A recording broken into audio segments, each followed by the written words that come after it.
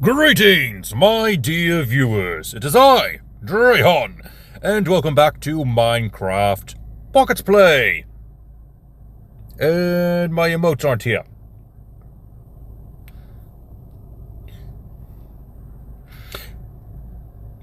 Thought I had my emotes set. Anyway, not important. What is important is that we are back.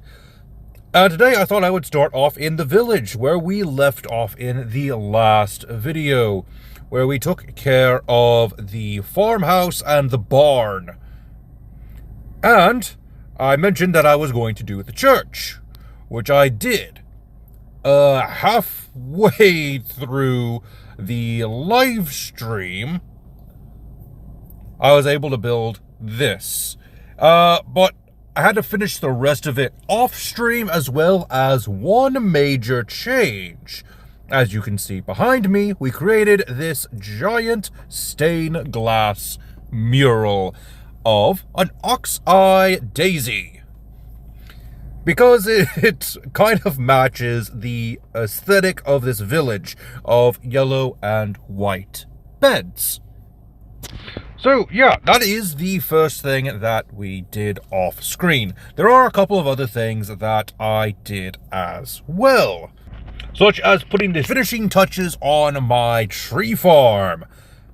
These pillars here were, I guess, scaffolding areas, were getting in the way of the trees decaying. So I put down a bunch of slabs and these new bookshelf blocks as a little decorative touch.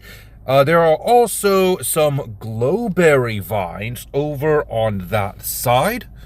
I guess this is the left-hand side if we were looking into the tree farm, but it is on my right as of this moment. One time I had died to an iron golem and ended up spawning back at the original spawn because I forgot to set my spawn point. So on my way back to my base, I had found a cave with glowberries. One of the lush caves. Yes, it was just kind of sitting there out in the open. A nice big old gap right at the entrance. So I managed to collect a couple of glowberries, and I have set up some glowberries back here. And underneath the next item on our list, this super smelter. I posted about it over on the community page that I had started working on a super smelter, but I finally worked out all of the kinks, and now this thing works properly, like those of a professional redstoner. It is nothing as grand. I only managed to fit in a few furnaces, and collecting all the iron for the hoppers and the rail systems was actually a little bit tedious, but I managed to actually get enough iron for not only the rails, but as well as the hoppers, and also the minecart with chests that I have hooked up. Yes, I have hooked up minecart with chests, as they are able to store a little bit more. Speaking of, I have completely filled up the fuel system with charcoal. That includes the two furnaces up front. These are backup systems for when I start to run low. But not only is this chest full, but also every single hopper below us is filled with charcoal. Like I said, it was tedious.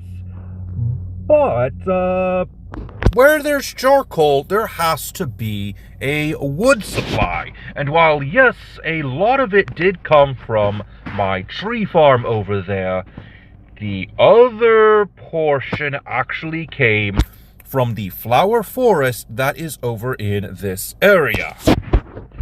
And, well, let me just show you the progress that's been made on that.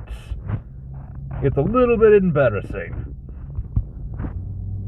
But I also did some work over in this flower forest because I was collecting rabbit meat, as well as the rabbit hide and rabbit's foot, as I want to be able to make sure I can make potions of leaping at some point. But as you can see, yeah, there is now not that many trees in here. This was a flower forest, remember? And I have gone about all the way over here and taken out just about every single oak and birch tree that was in the way, because rabbits like to hide among the trees as well as the flowers, but I kind of don't need any flowers except for a couple of projects, so I'm not worried about that. And besides, I can just shoot the rabbits with my bow. I'm not entirely too worried about it. But as you can see, just about every single tree in this flower forest is gone, except for the large ones and some of the ones that are down in this direction. All of that wood went into my furnaces and created a steady supply of charcoal, which now fuels the super smelter. So yeah, that is what I have been up to. Nothing too grand. Like I said in a previous video, I'm not going to be able to do too much. I can't just go into the mines and find a chest full of diamonds. As well, in Pocket Edition, it seems that the spawn rates in caves is a lot larger and a lot faster. If I were to try to go into one of the caves, I would have about 20 monsters chasing me before I even get down to the bottom of the open cave, which we know is just right over there next to the tree farm. But, what are we doing today? Well, I am going to be putting an image of a chest on screen. This chest is my plants chest. I have been collecting every single wood type that I can find, and most of them I was able to easily get in the surrounding area. Only recently I collected dark oak from a wandering trader and spent a lot of time growing these dark oak trees, which, again, some of them even went into my furnace array. So yeah, that's basically what I've been doing. But today's mission is the last wood type that is going into the empty slots in this chest, and that is bamboo. I need bamboo for really 3 reasons. The first is to complete this wood collection. The second is because I need bamboo for scaffolding. Scaffolding is a really useful item, and it's going to be a whole lot easier to use than to just keep jumping up and down and destroying pillar after pillar I create to try to get to higher places in certain builds. It's fine for exploring, but when you're trying to build, scaffolding is going to be a lot more useful. It's going to be easier to use. So that's my second reason. What's the third reason? Well, reason number 3 is actually going to be off in that direction. As you know, in this direction over here are 2 more villages, as well as a villager outpost. Just a little ways in this direction is another village in between 2 cherry groves.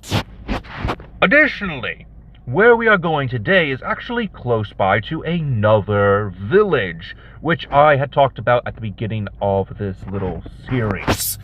Off in this direction over here is a plains village that overlaps a swamp, which is another project I plan on doing at some point. But off in this direction, just beyond the lighthouse, next to this swamp that the village overlaps, is a sliver of a bamboo forest. And today, we are going to be heading in that direction and collect some bamboo. Shall we begin?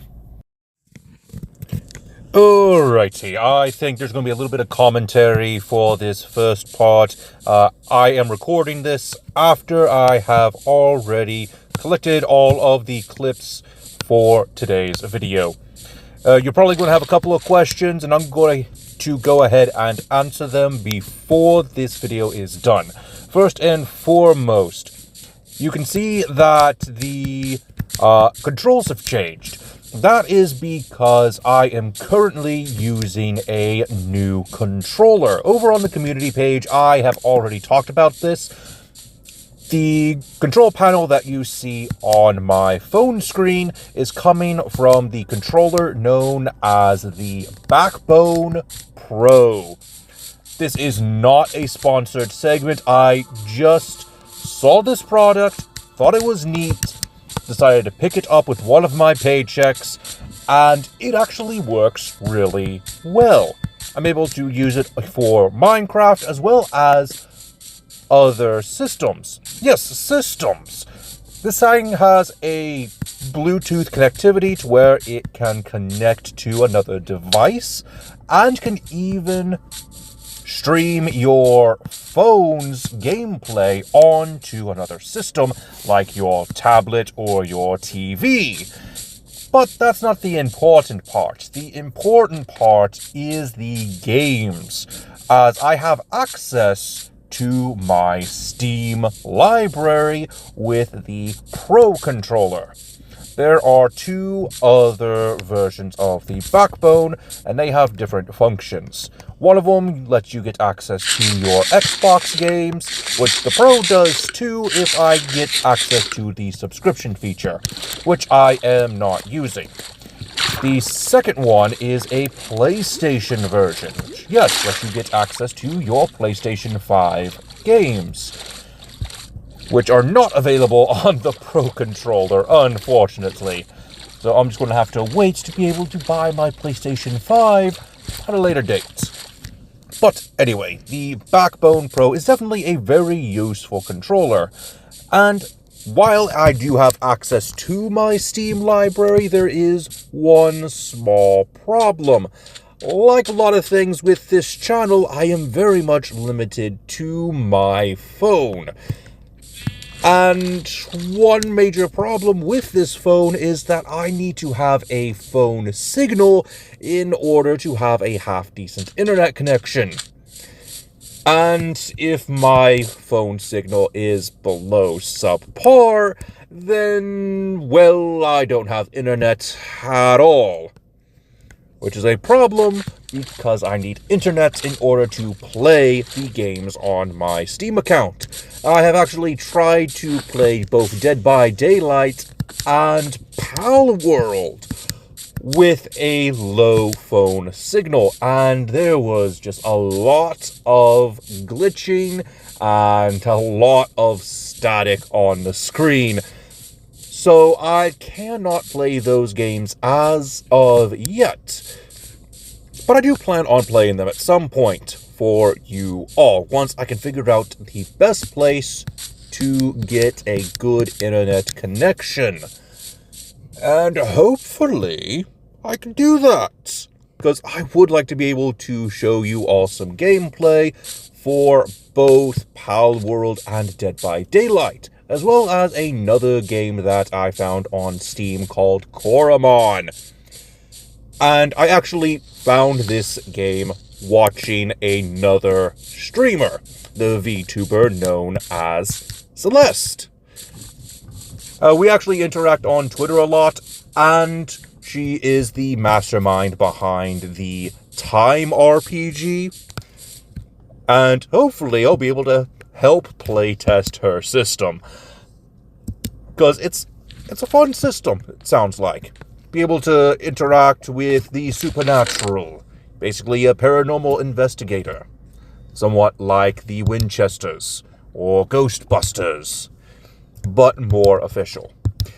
Anyway, that's not the point. I just wanted to let you know about the Backbone Pro and how useful it has been. Now, let's go ahead and get back into the main portion of this video.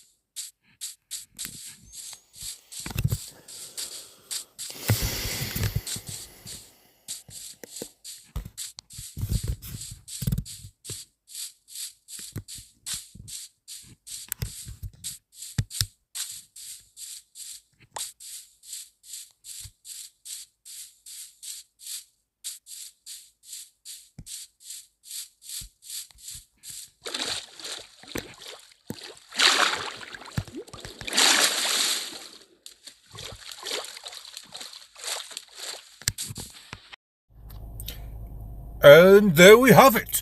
Our mission to find bamboo.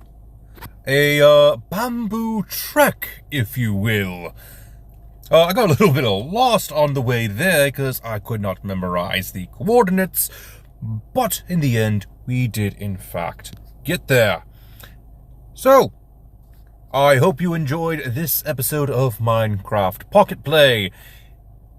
Maybe next time we will actually do something interesting, like a build or maybe a farm of some kind. I do have to do the storage silos for my villagers after all. Anyway, until next time, and I am offline.